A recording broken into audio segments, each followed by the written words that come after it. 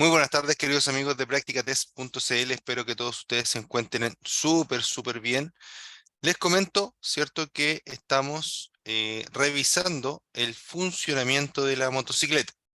Hemos estado viendo durante estos días el chasis, ¿cierto? Hemos estado viendo el motor, tanto de 2 tiempos como de 4 tiempos. Hemos estado viendo el sistema de lubricación.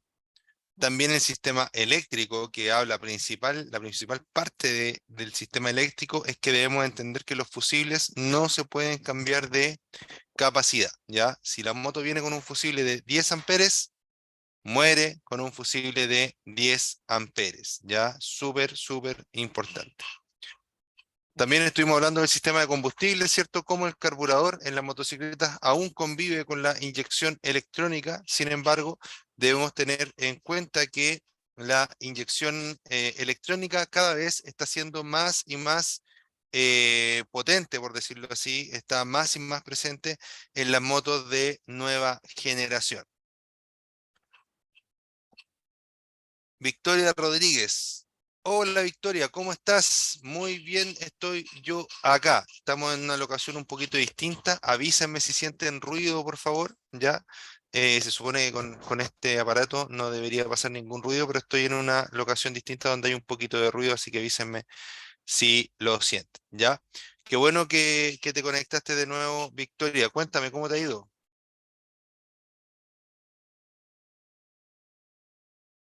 Estuvimos hablando de los humos visibles, también estuvimos hablando del escape, ¿cierto? De que no debemos cambiar el escape por uno que haga más ruido, ¿cierto? De que el escape también en la actualidad trae sistemas de eh, eliminación de ruido. Y hoy día vamos a empezar a hablar acerca del sistema de refrigeración, ¿ya? Para empezar, vamos a decir que existen dos tipos de sistemas de refrigeración: por aire y mediante líquido, que puede ser agua o aceite, ¿ya? Ahí hay una salvedad. Desde mi punto de vista personal, existen dos tipos de refrigeración: por aire y líquida en forma de agua, coolant o refrigerante, ¿ya? Cuando nos hablan de refrigeración por aceite, es algo un poquito ahí tramposo, ¿cierto? Porque en verdad el aceite, su principal función es lubricar, ¿ya? Hay motos que tienen lubricación hay motos que tienen un radiador de aceite, sí, pero eso es para enfriar el aceite. El aceite por defecto siempre ayuda a enfriar el motor, pero normalmente las motos que traen radiador de aceite siguen siendo refrigeradas por aire. Recuerden que la diferencia principal entre una moto refrigerada por aire y una moto refrigerada por líquido, ¿cierto? Es una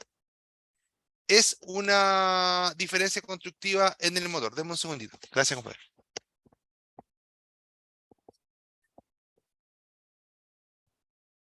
Denme un segundito.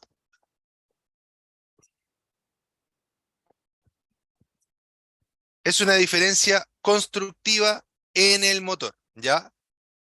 ¿Por qué? Porque el motor tiene, ¿cierto?, esta estructura con líneas, ¿cierto?, que son una especie de álabes.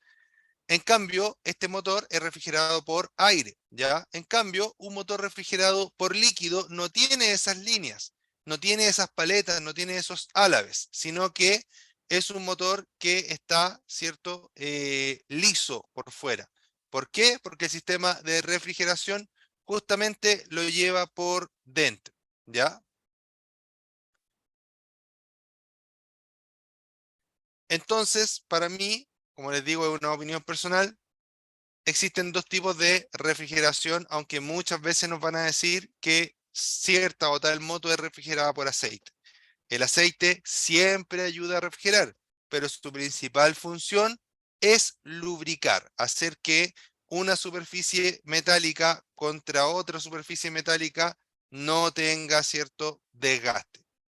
Refrigeración por aire. Dice, la pared del cilindro va revestida con rebordes o aletas para el aire, a través de las cuales el calor del motor se intercambia con el del aire circundante.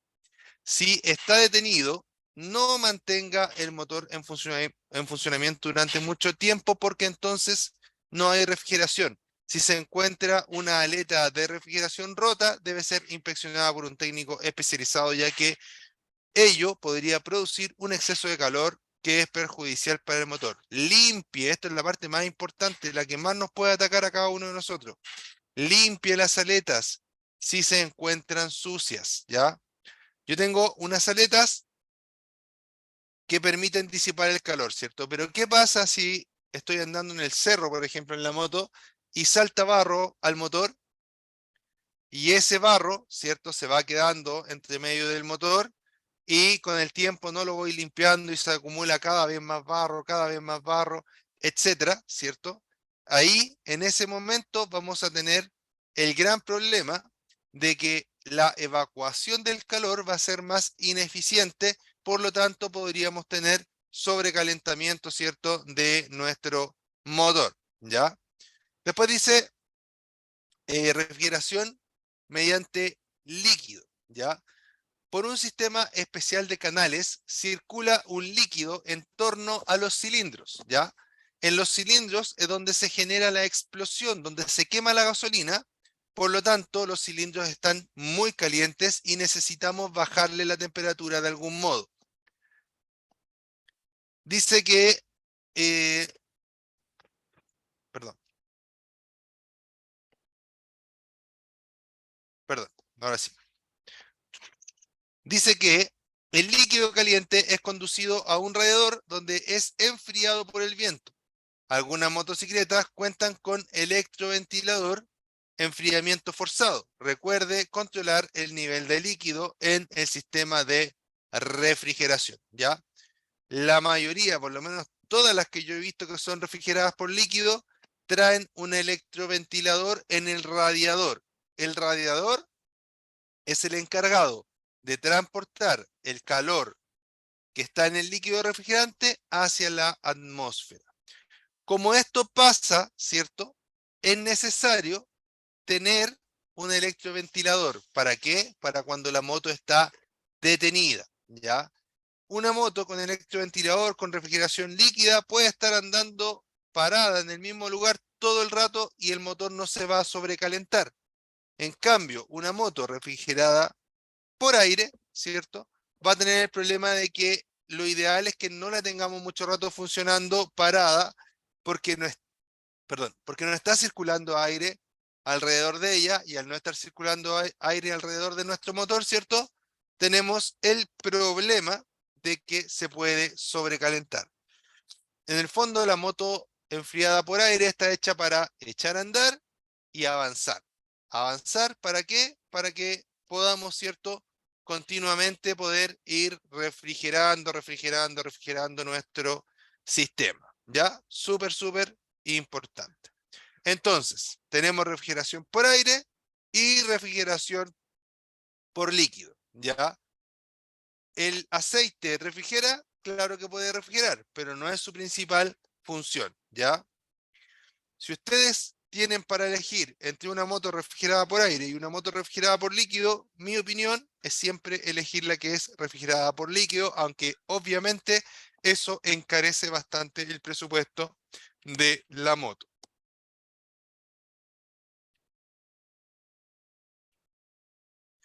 Un saludo para Carlos Quintero, para Connie y a Victoria Rodríguez ya había hablado con ella, ¿ya? Eh, si tienen dudas o consultas, Connie o Carlos Quintero, que me parece que es la primera clase tuya, Carlos, ¿o no? Dígame, dime, Carlos, desde dónde te estás conectando.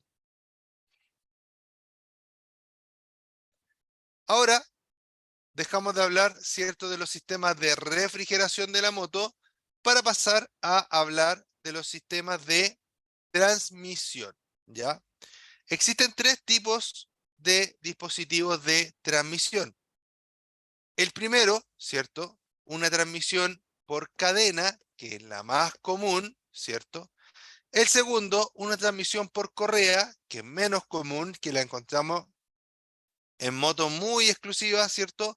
O scooters también, ¿cierto? Los scooters casi siempre traen este tipo de transmisión de fuerza hacia la rueda trasera.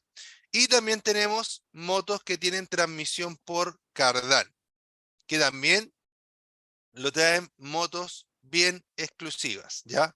Esta es una correa muy parecida a la... esto es muy parecido a la... Bueno, es igual en realidad que la cadena de la bicicleta. Esto que está acá, solo que es más grande. Y esto es muy parecido a la cadena, solo que en vez de eslabones tiene dientes, ¿cierto? Y se acopla de distintas formas.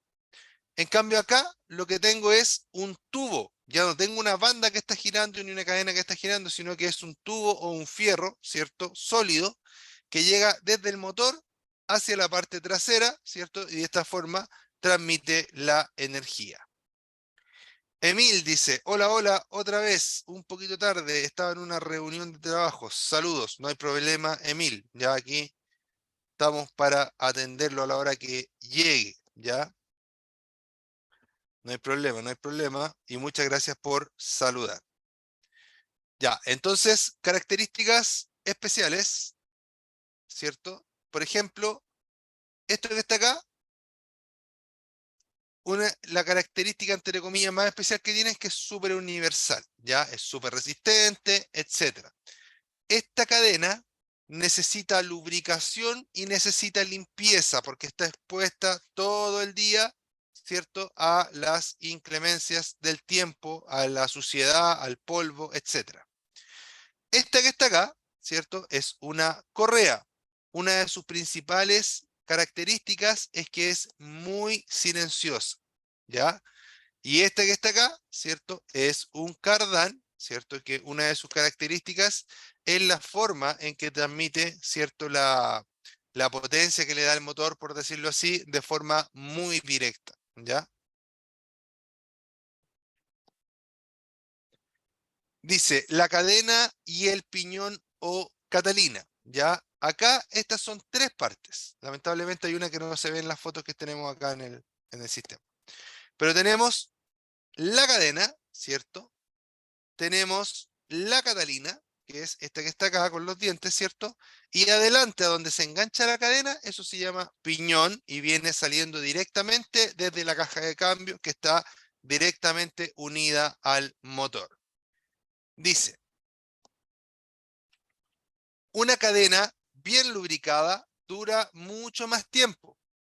Procure también que la cadena vaya suficientemente tensa, ¿ya? Ojo, que vaya tensa es subjetivo. ¿Por qué? Porque en realidad la cadena no debe ir tensa.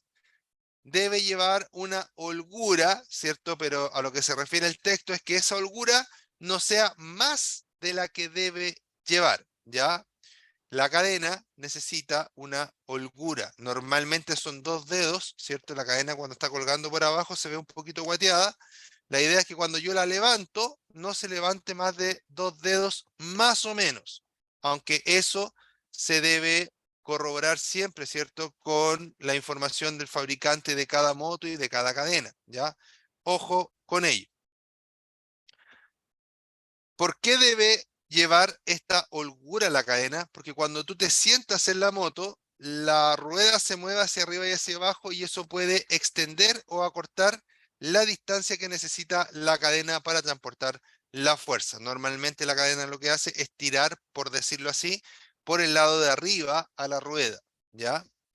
Piñón o catalina. Dice cuando los dientes del piñón o de la corona o catalina comienzan a mostrarse puntiagudos, se refiere a esos dientes, ¿ya? Es hora de cambiar todo el sistema al mismo tiempo. De otra manera, el desgaste de las piezas es mayor. Normalmente en el eje trasero hay marcas que indican cuando ya no se puede conseguir tensado de la cadena. ¿A qué se refiere eso? La cadena, inevitablemente, con cada uno de los...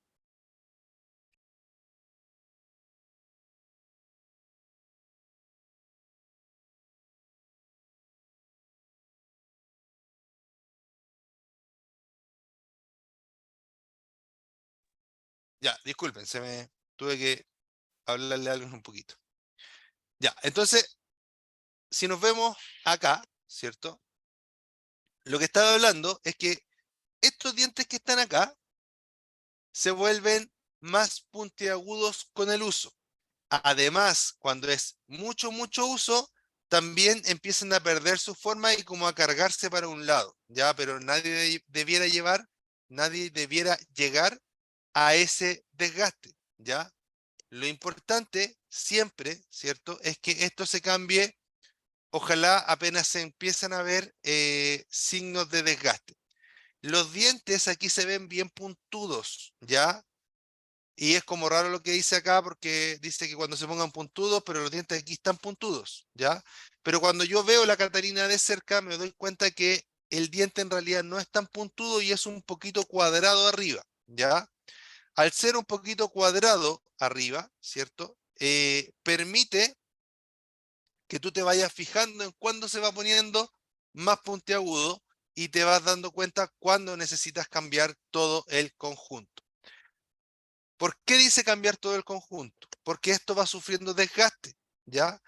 Y si yo cambio solo la cadena, es posible que la cadena no embone bien, no calce bien con las piezas que ya están desgastadas. La idea es que todo el conjunto se vaya desgastando junto y cuando lo tenga que cambiar, ojalá lo pueda cambiar completo, las tres cosas, piñón, catalina y cadena.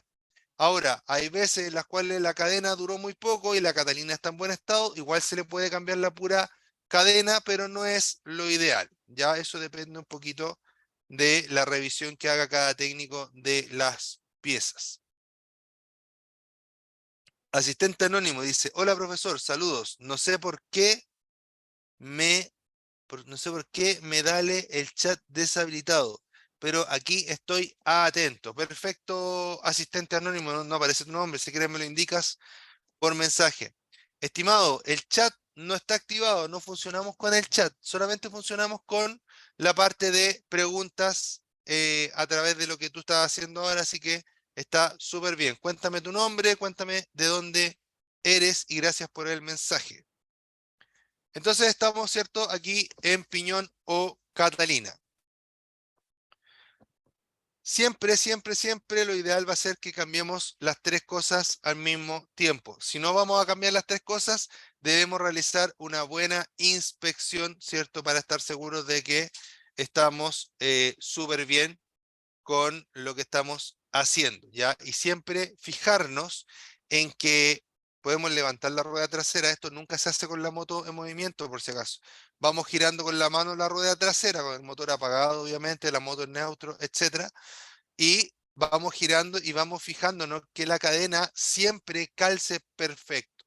A veces aparecen ruidos en la moto como crujidos, como un tirón, y se debe meramente a que las piezas no están calzando perfectamente, ¿ya?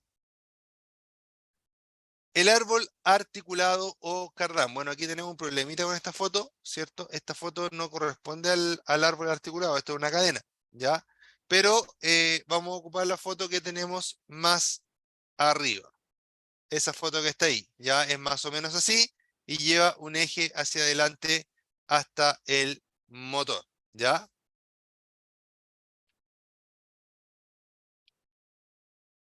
Ya, ¿de qué me debo preocupar si es que mi moto tiene árbol articulado o cardán? Que en verdad son muy pocas motos las que lo usan, de hecho yo creo que yo particularmente he visto motos con cardán muy poquitas veces en mi vida, ¿ya?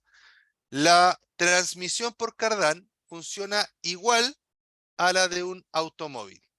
Verifique el nivel de aceite de acuerdo con las indicaciones del manual de mantenimiento.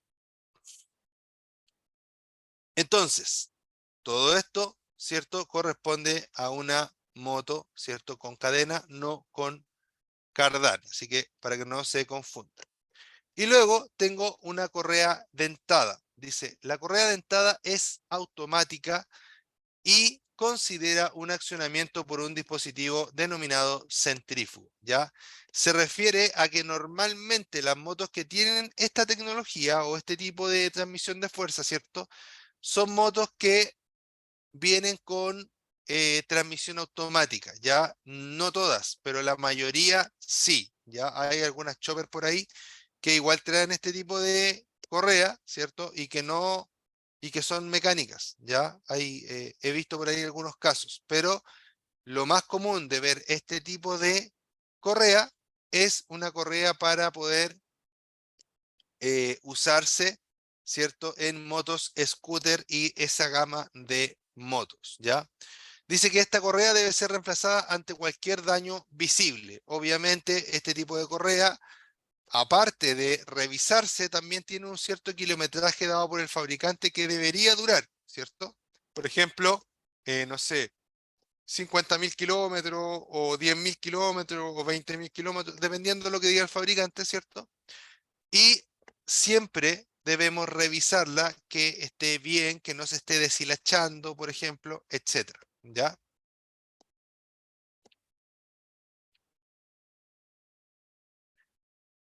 Los frenos. Dice, las motocicletas tienen dos sistemas de freno independientes.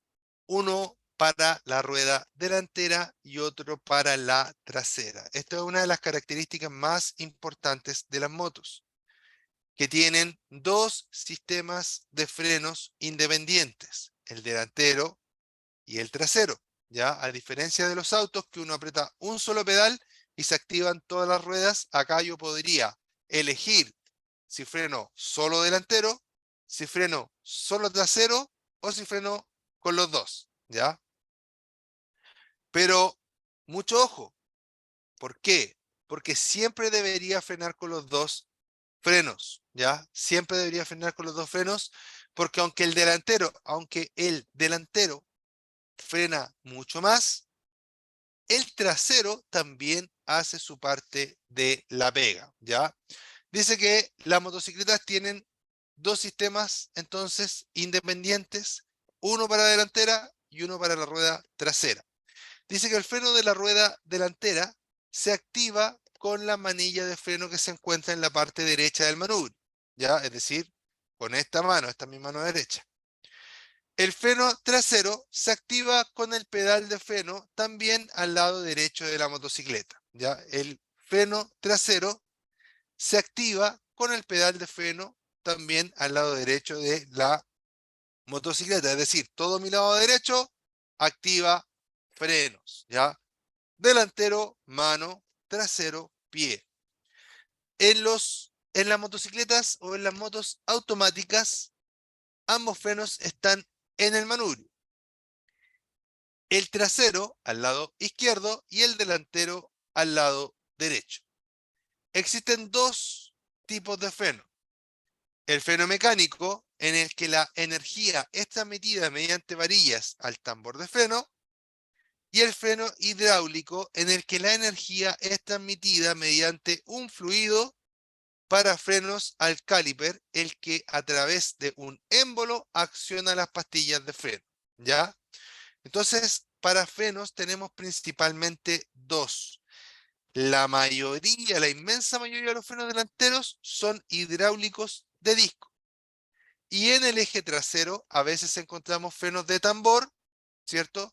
Que normalmente son frenos mecánicos, ya que no hay líquido de por medio, ya solamente freno hidráulico, ya.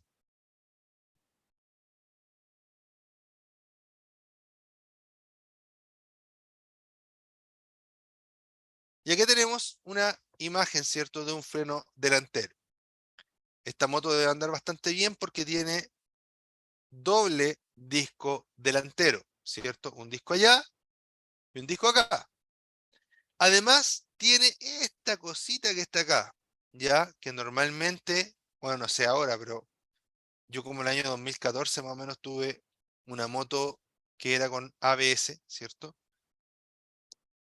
Y muchas personas me preguntaban por qué tenía un disco de freno chiquitito dentro, ¿ya? ¿Por qué? Porque esto no es un disco de freno, esto es una rueda fónica, ¿ya? Que permite que el sensor de velocidad de la rueda, que está aquí, con este cable, ¿cierto? Pueda saber a qué velocidad va la rueda. Cualquier moto que tenga esta rueda y este sensor es porque tiene sistema de ABS, ¿ya? Cualquier moto que tenga esa rueda y ese sensor es porque es una moto con sistema de ABS. Recuerden dejar sus preguntas en la sección de preguntas. Importante, el nivel de líquido de frenos debe ser inspeccionado por pauta del fabricante y debe ser sustituido por un mecánico especializado. En el caso de los frenos de tambor, se debe ver el estado de las zapatas o balatas y reemplazar si están gastadas, ¿ya? Cuando los frenos se mojan, es recomendable accionarlos suave y repetidamente para evaporar la humedad. Voy a devolverme un poquito al punto anterior para decir, primero que todo, que es una información que está en un cuadro celeste o azul. Eso indica que esta información es muy importante y que podría ser parte o que hay muchas probabilidades de que sea parte de una pregunta del examen. Por lo tanto, deben ponerle atención y tratar de memorizar, ¿ya? Entender y memorizar. Dice, el nivel de líquido de frenos debe ser inspeccionado por pauta del fabricante, es decir, por kilometraje. Y debe ser sustituido por un mecánico especializado. Por supuesto que sí, porque es un procedimiento que se realiza para que esto dé, ¿cierto?, los mejores resultados. Después, en el caso de los frenos de tambor, se debe ver el estado de las zapatas. ¿Qué son las zapatas? Los elementos que frenan en el freno de tambor. ¿Ya? Tanto en los frenos de disco como en los frenos de tambor voy a tener elementos friccionantes que se van a ir desgastando. En el caso de los discos son pastillas. En el caso de los tambores son balatas, ¿ya? Son distintas estructuras, distintas formas, pero el mismo concepto de funcionamiento. Ahora, es importante entender, ¿cierto?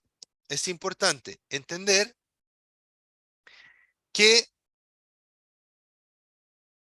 cuando se me gastan las pastillas o las balatas, se puede ver reflejado en el líquido de frenos. El líquido de frenos podría bajar.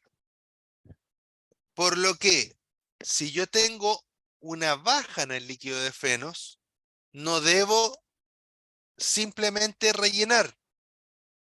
Lo que debo hacer es poner, ¿cierto?, atención y revisar, primero que todo, que no haya ninguna fuga. Segundo, que los elementos friccionantes no estén demasiado gastados. ¿Por qué? Porque voy a encontrar, ¿cierto?, que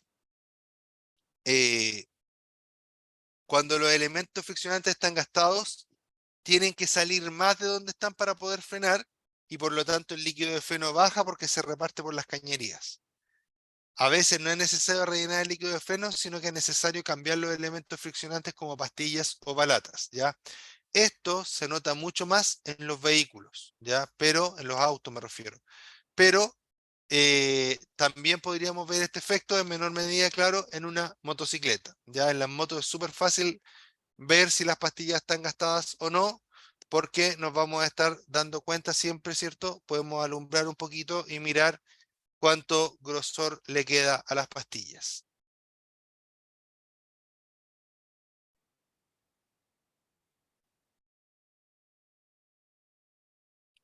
Ya dijimos que en caso de que los frenos se nos mojen, ¿cierto?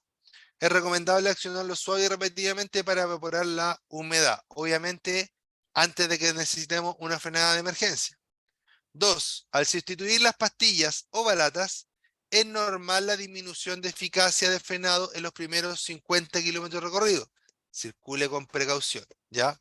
Cuando yo cambio las balatas o cambio pastillas, tanto, bueno, cualquier tipo de vehículo, estas necesitan asentarse, ¿ya? Entonces imagínate que hay una parte que está así y una parte que está así. ¿Te fijas que no tienen mucho contacto? Pero con el uso, esta parte cada vez se va doblando más y van entrando más en contacto, ¿ya? Entonces, los primeros kilómetros va a estar así y no va a poder ser útil, ¿cierto? O tan útil o tan eficiente la frenada, sino que se va a demorar más en frenar mientras se asientan. Es por eso que cuando a mí me rechazan por frenos en una revisión técnica, no debo cambiar los frenos y ir al tiro a la revisión, sino que debo cambiar los frenos, ojalá andar un par de semanas y luego ir a la revisión. Es por eso que es importante, ¿cierto?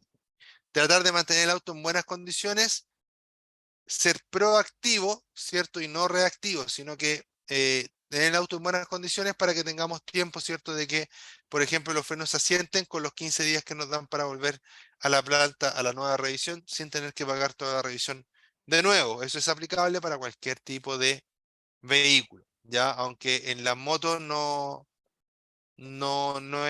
se revisan frenos en las motos en las plantas de revisión técnica, o por lo menos no se hacía hasta un tiempo atrás, ¿ya? Pero por lo menos para los autos sí sirve mucho ese consejo, ¿ya? Y ahora vamos, ¿cierto?, con algo muy importante. Una de las cosas, yo diría, más importantes de esta clase, y si es que no alcanzamos a verlo completo porque es más o menos largo el tema, de la clase que sigue también. El estado de los neumáticos. El estado de los neumáticos afecta mucho más en la conducción de motocicletas que en automóviles. Ojo, que los dos afecta muchísimo, ¿ya? Debido a su menor ancho, por lo tanto, menor superficie de contacto, ya que son solo dos ruedas en comparación a las cuatro de los automóviles. Por esta razón, es fundamental que revise constantemente su presión y desgaste, ¿ya? Estos surcos que tiene la banda de rodadura, ¿cierto? Estas líneas, las líneas principales, deben tener máximo, denme un segundito.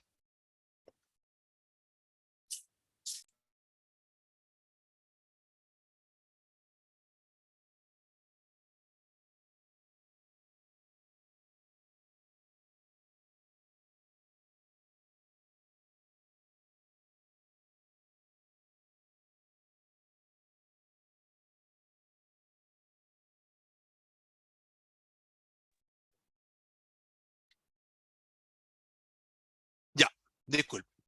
Entonces, jóvenes, lo que les quiero decir acá es que los neumáticos, estas líneas que tienen, me refiero a las líneas más profundas siempre, ¿cierto? Las más grandes, tienen un mínimo de desgaste que debemos respetar. 1.6 milímetros de desgaste máximo, ¿ya? ¿Cómo interpreto eso? Interpreto que cuando la línea tiene mínimo 1.6 milímetros de profundidad, ese neumático ya no sirve. Si tiene 1.7, todavía sirve. Si tiene 1.6, ya no sirve. ¿Por qué? Porque significa que el neumático está demasiado gastado, que es más débil a las pinchaduras, a las rajaduras, a la velocidad, etcétera. Y además de eso, cierto es que si yo paso por agua, la profundidad del surco no va a ser capaz de evacuar el agua de forma eficiente y podría producir más un efecto que se llama aquaplaning, que se trata de que tengo la calle, tengo la rueda acá arriba, pero entre medio de la rueda y la calle no hay contacto, sino que la rueda está tocando solo el agua y la calle está tocando solo el agua. Por lo tanto, pierdo la adherencia y obviamente eso puede terminar en un accidente. Dice, afecta mucho más en la conducción de motocicletas que en automóviles debido a su menor ancho. Por lo tanto, menor superficie de contacto, ya que son solo dos ruedas en comparación con las cuatro de los automóviles. Por esta razón, es fundamental que revise constantemente su presión y desgaste, ¿ya? Súper importante. Leo varias veces este texto porque es muy importante revisar el desgaste, por lo que les dije recién, y la presión, porque si tiene más presión o menos presión, compromete la seguridad del vehículo. ¿Cuánta presión deben llevar los neumáticos? Depende del fabricante. ¿Puedo cambiar la forma, o sea, el porte de los neumáticos o su forma? En estricto rigor, no. ¿Por qué? Porque el fabricante calculó el porte de la llanta, ¿cierto? El peso de la moto, etcétera, para asignarle cierta medida de neumático. Si le pongo una más grande o una más chica, probablemente igual va a funcionar, va a andar y todo, pero no voy a tener el mismo contacto con el piso que debiese tener.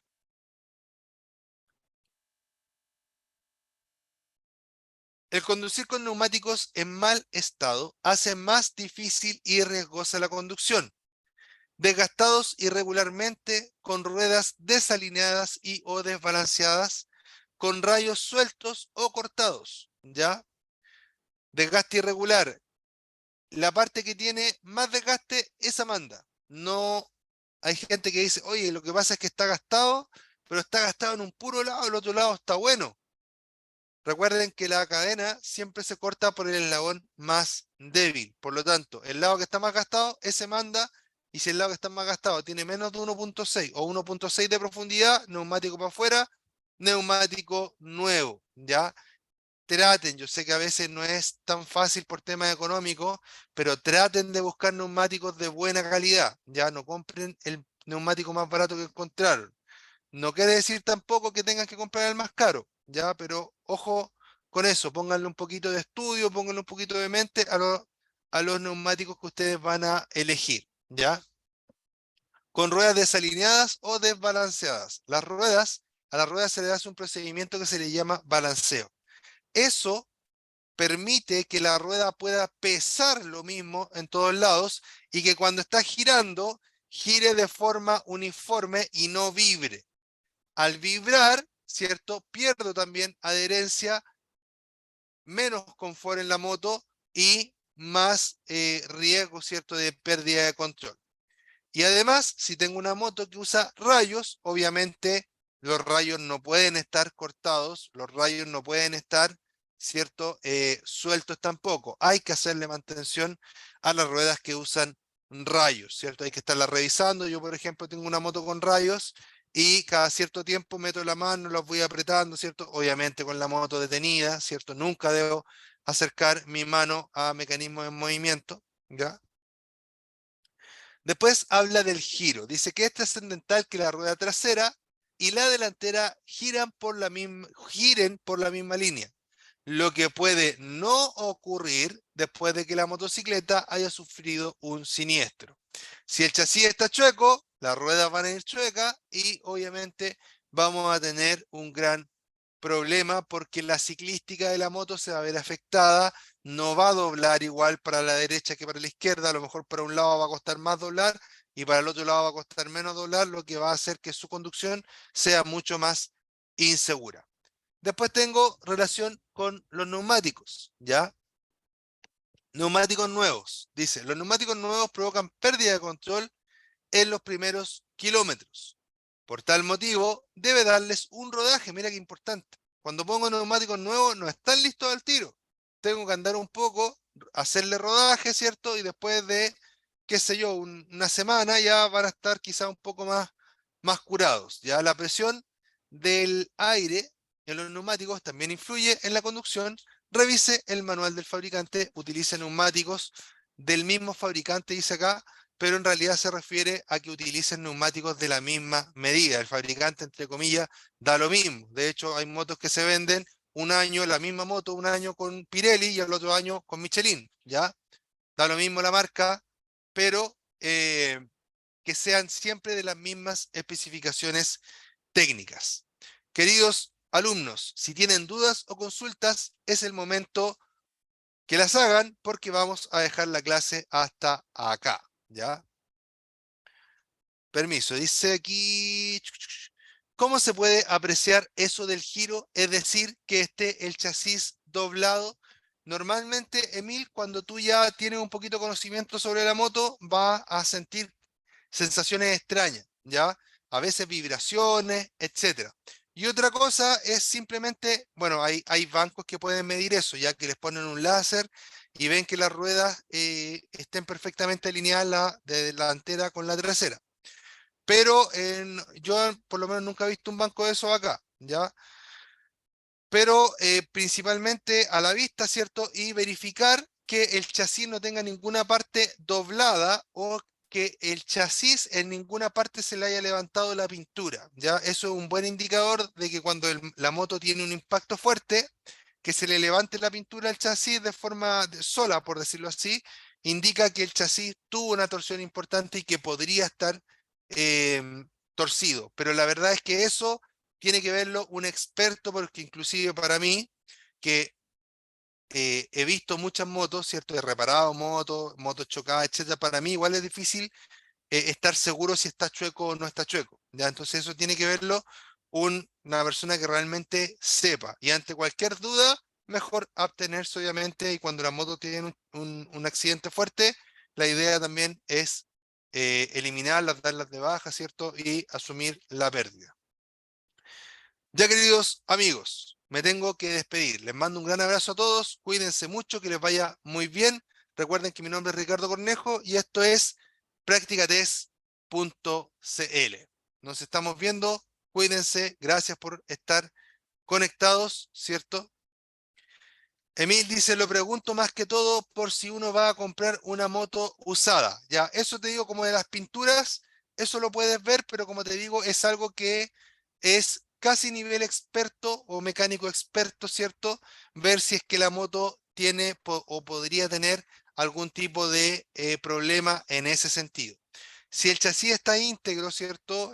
Normalmente no va a pasar, no, es poco probable que tenga un problema en ese sentido, ¿ya? Pero como te digo eso, la verdad es que es para un nivel casi experto o experto, ¿cierto? De mecánico, ¿ya? Ya, amigos, un abrazo, cuídense mucho, que les vaya muy bien, muchas gracias por sus saludos, muchas gracias por sus interacciones con la plataforma, sigan estudiando, que a todos les vaya muy bien y que todos tengan mucho éxito. Chao, chao. Práctica Test, Ricardo Cornejo, acuérdense, nos vemos.